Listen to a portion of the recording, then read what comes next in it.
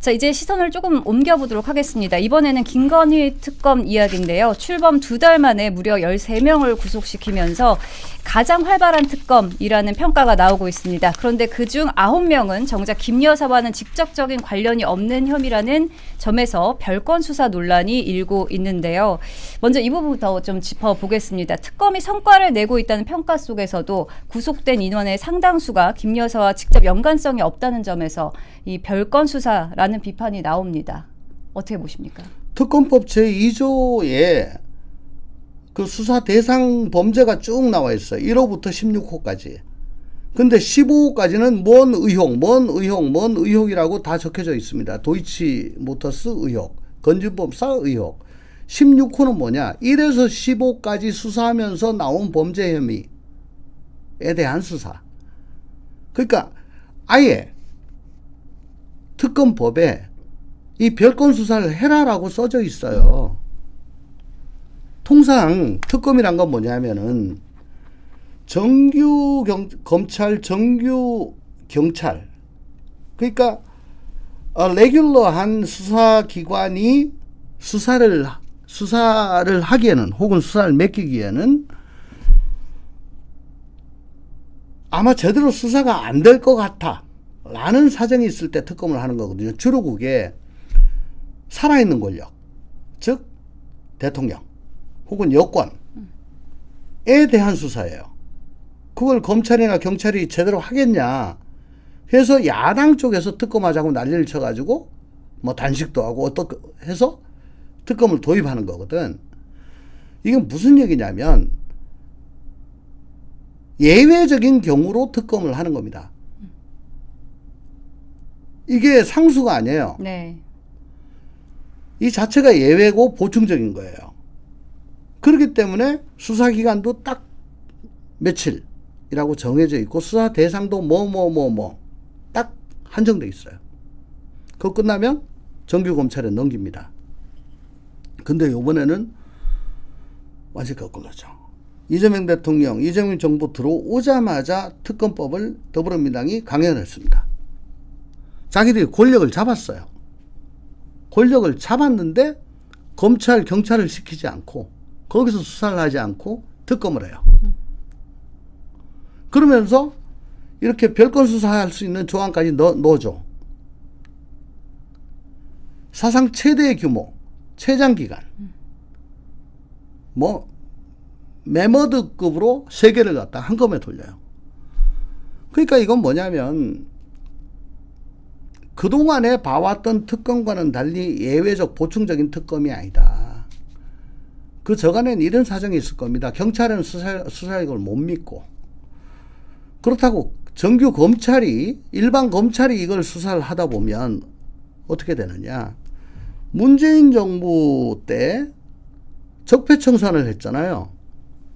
그때 조국 수석이나 이런 사람들이 검찰 개혁한다, 수사기소 분리한다라고 얘기를 하면서 우선 급하니까 윤석열 대전공원검사를 갖다가 서울중앙검사장으로 데리고 와서 적폐청산 수사에 그 날을 갖다가 휘두르게 했다고 몇 년을 했다고.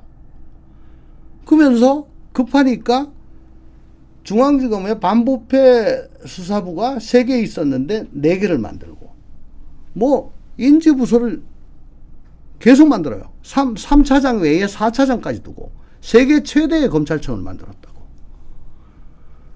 그래서 적폐청산 끝나고 난 다음에 이제 검찰개혁이란 걸 하려고 하니까 반발이 들어온 거죠. 제대로 못했죠.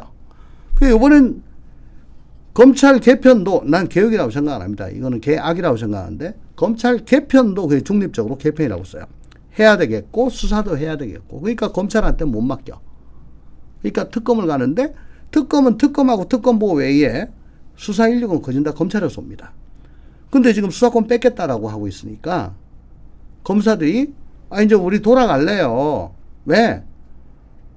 아니 왜 여기서 수사기소 다 하고 검찰에서 수사기소 못하게 하고 나는 원래 검사인데 여기서 하지 말래며 나 안 합니다. 라고 집단적으로 지금 항명을 하고 있어요. 그런 상황입니다. 네. 민주당이 이번에 특검의 기간과 인력을 늘리면서 별건 수사가 더 늘어날 것이다. 이런 우려도 나오고 있는데요. 이 본래의 목적, 그러니까 김건희 여사 관련 핵심 의혹 규명에 집중하지 못하고 있다는 비판이 나오고 있는데요. 이에 대해서는 또 제도적 보완이 좀 필요하다고 보십니까? 제도적 보완은 뭐 특검을 갖다 계속 할 수 있는 게 아니고 임시적인 조직이기 때문에 앞으로 이런 특검은 있어서는 안 됩니다. 김건희 여사 특검은 사실은 지금 영장 들어간 게 김건희 여사한테 영장 들어간 게 도이치가 있고 또 뭐 저 공천 명태균 관련이 있고 뭐 하나 더 있는데 16개 중에 3개만 했고요. 뭐 이상하게 뭐 IMS 모빌리티 자금 횡령했다고 뭐 수사하고 뭐 서희건설에서 뭐 나토 3종 세트를 줬다고 수사하고 그림 수사하고 두꺼비 수사 저 개구리인가요? 두꺼비인가? 뭐 그런 거 수사하고 갑자기 또 통일교가 나와가지고 통일교 쪽으로 하고 그러니까 16개에 포함되지 않는 쪽으로 지금 쫙 하고 있다고. 그래서 난 속으로 아니 그러면 그 1에서 15번까지는 언제 수사하는 거야? 계속 가지치기만 하고 무슨 웰로우 페이퍼처럼 그 국민들이 이건 또 뭐지? 아이템 자체가 굉장히 야해요. 굉장히 호기심을 자극해. 네. 그런 쪽으로 가는 거야. 그래서 모름지기 특검이라면 특검법에 정해져 있는 1에서 15번까지의 수사를 먼저 그걸 본격적으로 하면서 혹시 뭐가 삐져나오면은 그건 놔뒀다가 이제 뭐 특검 기간 말미에 하든가 아니면 이건 뭐 경찰에다가 뭐 이건 니네가 수사해라라고 던져주든가 해야지 1에서 15번 중에 한 3개만 하고 나머지는 제대로 안 한다고요. 그러니까 본말이 전도가 된 거지. 근데 이거 제도적으로 어떻게 바꿀 수 있는 방법은 없습니다. 네. 또 이번에 김건희 특검이 국민의힘 당원 명부 데이터베이스를 관리하는 업체를 압수수색해서 통일교 교인으로 추정되는 12만 명 정도의 명부를 확인했는데요. 더불어민주당은 국민의힘에 통일교가 연루됐다는 것이 밝혀지면 정당 해산을 피하지 못할 것이다 라고 주장까지 하고 있습니다. 이게 앞으로 좀 어떻게 진행이 될 것으로 보이십니까? 정당 해산이란 거는 헌법에 보시면요. 정당의 목적이나 활동이 민주적 기본 질서에 위배될 때 정부는 헌법재판소에 정당 해산을 청구할 수 있습니다. 통일진보당, 통진당 사건 때 정당 해산이 됐죠. 그때 헌법재판소가 판례를 남겼는데 어떻게 하냐면 단순히 민주적 기본 질서를 단순히 위배한 게 아니고 실질적 해악을 끼칠 수 있는 우리 사회에 이 민주적 기본 질서란 게 뭐 국민 주권, 그 다음에 뭐 권력 분립, 시장 경제, 뭐 국민 기본적 인권 존중, 뭐 이런 큰 틀입니다. 이거 무너뜨리면 헌법 체계가 무너지는 거예요. 여기에 조금 걸렸다고 해서 해산하는 게 아니고 이걸 중대하게 위배를 해가지고 사회적으로 실질적인 해악을 끼칠 수 있는 구체적 위험성이 있을 때 해산을 하는 거다. 근데 그때 통진당에서는 그 뭐 폭탄 뭐 이런 걸로 국가 기관 시설을 뭐 부수고 폭파하고 뭐 이런 모의를 했다. 그리고 이석기라고 하는 그 사람을 중심으로 해가지고 통진당의 그 의사 결정을 할 수 있는 지도부가 여기에 가담을 했다. 라고 해서 해산을 한 건데 지금 아니 물론 헌법상 정교 분리 원칙은 있습니다. 근데 정교 분리란 것이 그게 집권을 한 쪽이 행정권이 있는 쪽에서 뭐 기독교를 우대하고 뭐 기독교의 도움을 받고 혹은 불교를 우대하고 불교 인사를 중용하고 뭐 이런 식으로 누가 봐도 우리는 국교가 없는데 뭐 그거 비슷하게 편파적으로 하는 거 하지 마라. 그리고 거기에 영향을 주고 또 권력이 종교에 영향을 주는 거 안 된다. 지금 그거거든요. 근데 뭐 통일교가 물론 정통 개신교 쪽에서는 이건 뭐 사입이다, 사교다, 이단이다라고 합니다. 라고 하지만은 어쨌든 정치적으로 난 국민의힘 좋아라고 해가지고 입당하는 거 말릴 수 있는 방법은 없죠.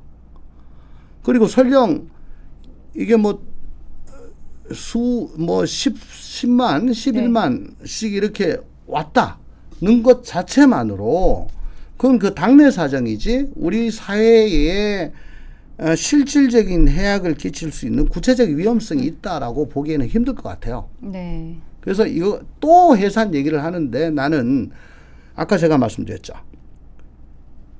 권력 분립, 상권 분립, 사법부 독립.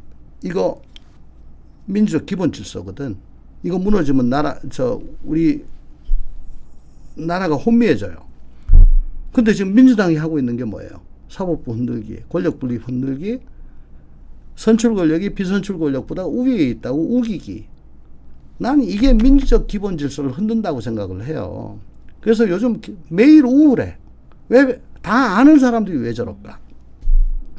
저는 오히려 정당의 목적이나 활동이 민주적 기본 질서에 위배되는 거는 국민의힘보다는 민주당이 지금 더 심하다고 봅니다. 네, 잘 알겠습니다. 자, 또 다른 쟁점으로 좀 넘어가 볼게요. 이번에는 불법 정치자금 여부입니다. 통일교 한학자 총재는 권성동 의원에게 세뱃돈을 줬다라고 진술했고 권 의원은 넥타이가 있었다라고 반박을 했는데요. 결국 뭐 세뱃돈은 괜찮고 정치자금은 불법이냐 뭐 이런 건데 불법 정치자금의 기준은 어디에 있을까요? 일단 정치인과 관련돼서 돈이 오가면은 일단 정치자금으로 간주를 합니다. 간주를 합니다. 네. 뭐 세뱃돈 그러면 뭐 10만 원에서 한 50만 원 사이. 뭐 그건 의례적으로 주는 거다. 수고했다 차비나 라고 할 수 있겠으나 그 이상 넘어가서 100만 원 이상 넘어가면은 그 의례적으로 한 게 아니라고 보여지고요. 정치자금이란 거는 어쨌든 정치인이 관여되면 일단 정치자금으로 보여집니다. 근데 불법 정치자금은 뭐냐? 정치자금법에 정치자금을 어떻게 주고 어떻게 받아야 되는지 어떻게 기부받아야 되는지 어떻게 모을 수 있는지 그게 아주 엄격하게 정해져 있어요. 그러니까 정치자금법에 정해진 내용대로 자금을 받고 모으고 주고 하지 않았다면 불법 정치자금이 돼요. 그리고 이렇게 받았죠. 그게 뭐 넥타이가 아니라 넥타이하고 뭐 그 옆에 좀 돈이 있었다라고 치면은 정치자금법은 그것도 선관위에 신고를 하라는 겁니다. 신고를 다 해라. 정치자금의 수입 지출 내역은 선관위에 다 신고가 돼야 되고 거기에 신고되지 않은 다른 정치에 쓰여진 돈은 다 불법 정치자금이다. 그래서 정치자금법 위반으로 처벌을 할 수가 있다는 거예요. 근데 지금 특검은 권성동 의원이 그 청평에 가평인가요? 가서 뭐 세배를 하고 뭐 세뱃돈을 받았는지 어쨌는지 뭐 또 여의도에서 뭐 받았다. 뭐 그렇게 주장을 하잖아요. 뭐 그건 재판에 해야지 확정되겠습니다만은 아직은 무죄 추정이니까. 만약에 그게 사실이라면 또 사실이라면 이건 저 민주당이 좋아하는 건데 사실이라면 그때 받았던 돈을 선관위에 신고를 안 했겠죠. 그리고 신고도 안 됐고 법에 정해진 방법으로 받은 게 아니니까 이건 불법 정치자금이 될 수가 있는 거죠. 사실이라면. 네. 법적 기준과 또 앞으로의 방향까지 좀 짚어주셨습니다. 이제 마지막으로 이재명 대통령이 아시아판 타임지 표지를 장식한 것에 대해서 좀 짚어볼까 하는데요. 혹시 그 표지 보셨습니까? 안 봤어요. 아예 못 보셨습니까? 아니, 바빠 죽겠는데. 네. 타임지 표지 지금 보이는데 어떻게 보십니까? 더 브릿지라고 있네요. 네. 자, 이제 보면은 타임지가 예전 문재인 대통령한테는 협상가 더 네고시에이터라는 타이틀을 붙였는데 이번에 이재명 대통령한테는 더 브릿지, 뭐 다리라는 표현을 썼습니다. 어떻게 해석하시나요? 문재인 대통령 때도 타임지 표지 모델로 나왔었고 지금 이렇게 나왔는데 제가 알기로는 저게 아시아판입니다. 네. 아시아판. 그래서 뭐 월드와이드 한 거는 아니란 걸 일단 먼저 말씀드리고요. 브릿지라고 하는 거는 아마 우리 쪽에서 이제 그걸 내세우겠죠. 그 페이스메이커 하겠다 뭐 그런 얘기한 거하고 일맥상통하는 건데 지금 미중 간 G2가 위태위태하잖아요. 그래서 서로 못 잡아먹어서 난리가 났잖아요. 우리는 미국과 중국 사이에 안미 경중을 하던 나라잖아요. 안보는 미국, 경제는 중국. 근데 뭐 지금 이렇게 블록화가 심화가 되면서 이제는 어쨌든 미국 쪽으로 확실하게 쓰긴 서야 되겠지만 그래도 미국과 중국이 서로 소통하고 손을 맞잡을 수 있게 중간에서 다리 역할을 하겠다. 특히 10월 달에 경주에서 에이펙 회의가 열리는데 그때 뭐 미중 정상이 다 참석을 한다고 해요. 네. 아직 미중 관세 협정이 타결이 된 것도 아니고 계속 관세 부과 유보로 지금 가고 있는데 그때 뭐 결정적으로 어떻게 다리를 놔가지고 미중 간 관세 전쟁을 한번 끝내보겠다라는 의지가 있는 것 같은데 그게 그렇게 쉽지가 않습니다. 오바마, 뭐 바이든, 트럼프 할 것 없이 지금 미국은 중국을 지금 눌러놓지 않으면은 잡아먹힌다는 그런 불안감이 있어요. 중국의 경제력이 계속 쫓아오고 미국은 제조업이 죽어가지고 지금 점점 꺼지고 있는 엔진이 꺼지고 있는 그런 상황에서 지금 확실하게 중국을 눌러놓지 않으면 잡힌다. 잡히면 중국이 지원이 되면은 그동안의 세계 규범을 다 무너뜨리고 중국이 대만한테 하는 것처럼 또 중국이 지금 남진하해 같은데 남사군도 뭐 이런 데가 있습니다. 필리핀에 무지하게 가까운 섬이죠. 또 베트남 앞바다에 암초들이 있어요. 거기에다가 콘크리트 들여 부어가지고 활주로를 만들고 부두를 만들어서 이 우리 땅이다라고 해가지고 지금 베트남하고 안 좋고 필리핀하고 안 좋거든요. 힘 세다고 약한 나라들한테는 그렇게 한다고. 그러니까 그렇게 일방적으로 억압하는 식으로 세계를 끌고 가면 세계가 어떻게 될 것인가 해서 지금 아니면 안 된다고 해가지고 지금 우리한테도까지 저렇게 억압하고 하고 있는데 그게 불과 한 달 만에 풀리겠습니까? 그래서 뭐 브릿지는 그냥 하고 싶은 거고요. 근데 지금 미국도 그런 말 할 자격이 없는 게 아니 우리 팔 비틀어가지고 3,500억 불 삥 뜯으려고 하고 있잖아요. 조폭이 보호비 갈취하는 거야. 안보 우리가 책임지고 있으니까 장사 잘할 수 있게 해줄 테니까 보호비 내놔. 지금 그거예요. 생돈 내놓으란 거예요. 네, 이제 이재명 대통령이 그 다리 역할까지 할 수 하고 싶다는 건데 그렇게 네. 쉽지 않다는 얘기를 제가 장황하게 말씀드렸던 겁니다. 자, 이제 보면은 인터뷰 내용도 좀 적지 않게 파장이 일고 있거든요. 이번 인터뷰에서 대통령 본인이 거취 문제와 관련해서 탄핵이라는 말까지 직접 언급을 했습니다. 대미 협상 기준의 탄핵 리스크에 맞춘 셈인데 이건 어떻게 보셨나요? 아니 그러니까요. 제가 그 전부터 계속 말씀을 하셨는데 3,500억 불이면은 3,500억 불이면 우리나라 외환 보유고의 84%고 1년 GDP에 거진 뭐 한 70% 가까이 되는 어마어마한 돈이다. 우리는 이거를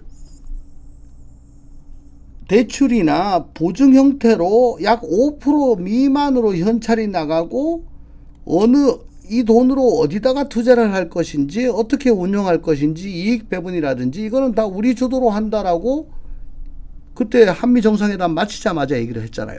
근데 이재명 대통령 일행이 공군 1호기를 타고 한국으로 돌아오는데 러트닉 상무장관이 지금 일본한테 했던 얘기를 똑같이 한 거야. 나 그거 보고 놀랬어.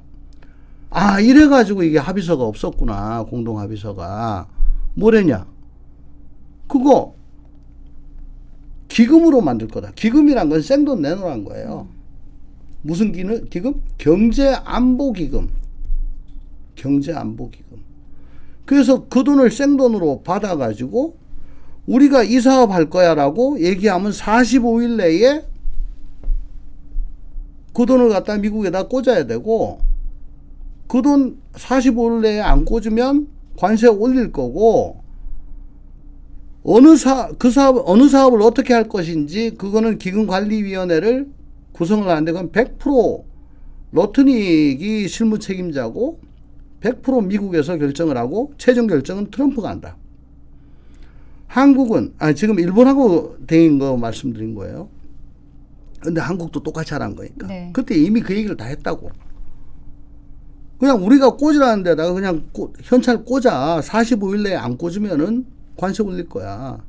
그리고 이거 가지고 미국의 사회 간접 자본 인프라 만들 거야. 이건 무슨 얘기지? 원금 상환될 때까지 5대5로 이익 분배하고 그 원금 다 회수하면 그때부터는 미국 9, 일본 1 혹은 한국 1 지금 일본하고 한 거하고 똑같이 해라 라고 하니까 지금 그렇게 하면은